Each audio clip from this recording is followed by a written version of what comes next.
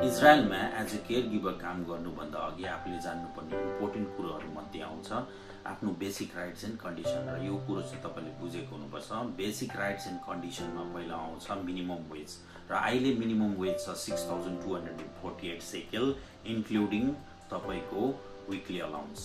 अर्को छ salary payment. Salary payment तपाईँको प्रिभियस मन्थको स्यालेरी जो छ त्यो चाहिँ प्रेजेन्टको 9 देखिको 10 तारिक भित्रमा इम्प्लोयरले तपाईँको खातामा हालिदिइसकेको हुनुपर्छ।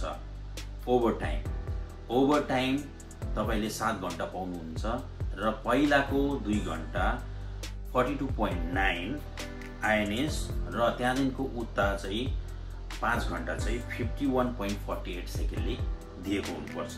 अर्को छ विकली rest day.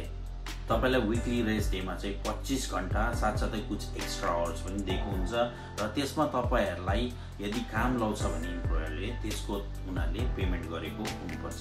Basic rights and कन्डिसनमा अर्को कुरो के आउँछ भन्दाखेरि लिभ एन्ड बेनिफिट्स। र लिभ एन्ड बेनिफिट्समा पहिला आउँछ एनुअल भ्याकेसन जो 14 दिनको हुन्छ। 14 दिनको पाउनुहुन्छ, पेड लिभ पाउनुहुन्छ, र त्यो पेड लिभ चाहिँ 5 वर्षको बादमा चाहिँ बिस्तारै बढ्दै जान्छ। अर्को कुरो के छ भन्दाखेरि त्यो सबै पेड लिभलाई चाहिँ एकैसाथ 3 वर्षमा तपाईले युज गर्न पनि सक्नुहुन्छ। यानी कि त्यो पेड लिभ लिएर घर जान सक्नुहुन्छ, 45 दिन या 42 दिनको छुट्टी लिएर जान सक्नुहुन्छ, जसमा तपाईले रिलिभरलाई पैसा दिनु पर्दैन। अर्को के हुन्छ हलिडेज। हलिडेज चाहिँ 9 दिनको पेड हलिडेज पाउनुहुन्छ, जो चाहिँ डिपेन्ड हुन्छ तपाईको रिलिजन र तपाईको नेसनलिटीमा। अर्को कुरो के छ सिक लिभ पाउनुहुन्छ। सिक लिभ चाहिँ जो छ त्यो चाहिँ डक्टरको नोट हुनुपर्छ, डक्टरले नोट दिएको हुनुपर्छ, र तपाईले त्यो सिक लिभ पाउनुहुन्छ। फर्स्ट डेमा चाहिँ तपाईको सिक लिभ चाहिँ अनपेड हुन्छ, सेकेन्ड र थर्ड डे चाहिँ हुन्छ 50%ले दिन्छ। अर्को फोर्थ डे देखिको 18 डेसम्म चाहिँ तपाईलाई त्यो चाहिँ 100% पेमेन्ट गरेको हुनुपर्छ। रिकपरेसन पे। रिकपरेसन पेमा चाहिँ के हुन्छ भन्दाखेरि तपाईको फर्स्ट इयर देखिको नै 5 दिनको रिकपरेसन पे पाउनुहुन्छ। पर दिन तपाईले त्यसको पाउनुहुन्छ 480 सेकेल। लिभ एन्ड बेनिफिट्समा अर्को कुरो के आउँछ भन्दाखेरि सेभरेन्स पे।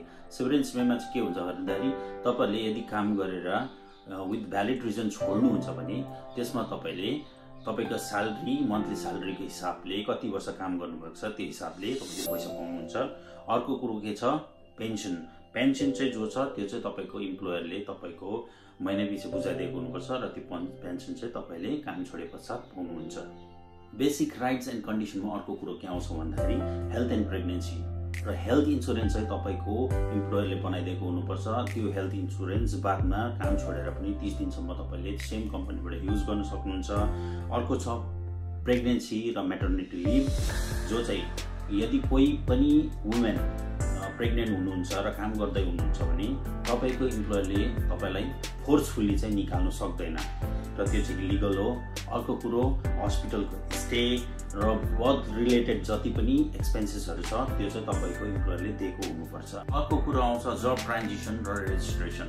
र पहिला चाहिँ तपाईले काम छोड्नु अगाडि चाहिँ नोटिस पिरियड दिएको हुनुपर्छ। अब त्यो नोटिस पिरियड चाहिँ केमा डिपेन्ड हुन्छ भने तपाईले कति साल काम गर्नुभएको छ त्यही अनुसार डिपेन्ड हुन्छ। 7 दिनदेखिको 1 महिनासम्म नोटिस पिरियड दिनु सक्नुहुन्छ, र त्यो नोटिस पिरियडको नोटिसको जो कपी छ त्यो चाहिँ तपाईले पनि राख्न सक्नुपर्छ। अर्को इम्पोर्टेन्ट कुरो हो स्टोर डिपोजिट, जो चाहिँ तपाईको मन्थली काटिएको हुन्छ, र त्यो पैसा चाहिँ तपाईले आफ्नो काम सके पश्चात 90 डेज भित्रमा र इजरायलबाट तपाई घर जानु अगाडि चाहिँ त्यो तपाईले कलेक्ट गर्न सक्नुहुन्छ। अर्को इम्पोर्टेन्ट कुरो के हो अदर प्रोटेक्सन। अदर प्रोटेक्सन आउँछ सेक्सुअल हेरेसमेन्टको कुरो, र सेक्सुअल हेरेसमेन्ट चाहिँ यहाँ इलिगल हो। इजरायली लको अन्डरमा चाहिँ यो इलिगल हो, र यसको कम्प्लेन चाहिँ या त कब्लबुतलाई या त पुलिसलाई तपाईले डाइरेक्टली गर्न सक्नुहुन्छ। अर्को कुरो पासपोर्ट। कुनै पनि इम्प्लोयरले तपाईको पासपोर्ट राख्नु पाउँदैन, यो चाहिँ इलिगल हो। अर्को ट्राभल रिफन्ड। तपाईको अब जस्तै तपाईले इम्प्लोयरसित नबसेर बाहिर बसेर काम गर्नुहुन्छ भन्दाखेरि तपाईले ट्राभल गर्नुपर्छ, त्यसको ट्राभलको एक्सपेन्सेस तिनीहरूले प्रोभाइड गरेको हुनुपर्छ। अब अर्को कुरो के छ भने ब्रोकरेज फी। ब्रोकरेज फी चाहिँ एजेन्सीलाई दिने पैसा 5999 हो। यो पैसा चाहिँ प्लस 70% ट्याक्स लाग्छ, र त्यो चाहिँ 3 इन्स्टलमेन्ट गरेर तपाईले पे गरेको हुनुपर्छ। टाइम बिट्विन जब्स, यो चाहिँ इम्पोर्टेन्ट कुरो है, यो चाहिँ याद राख्नुपर्छ। र के हो भन्दाखेरि यसमा चाहिँ तपाईँले अलरेडी 51 महिनाका लागि तपाईँले 51 मन्थ्सको लागि काम गरिसक्नु भएको छ भने चाहिँ तपाईँले अर्को जब खोज्नुको लागि चाहिँ तपाईँलाई गभर्मेन्टले के दिन्छ भनेदेखि 90 डेजको टाइम दिन्छ। अब यदि 51देखिको 63 मन्थसम्म तपाईँले अलरेडी काम गर्नुभएको छ भने चाहिँ तपाईँलाई 90 डेजसम्मको रिलिभर काम गर्ने टाइम दिन्छ। अर्को के कुरो छ भन्दाखेरि 63 मन्थ्स ओभर 63 मन्थ्स तपाईँले काम गरिसक्नु भएको छ भने चाहिँ एडिसनल 60 दिनको तपाईँलाई अझै तपाईँलाई उनीहरूले के दिन्छ भने टाइम दिन्छ, जसमा चाहिँ तपाईँले स्पेसल भिजाको तपाईँले स्पेसल भिजा एप्लाई गर्न सक्नुहुन्छ।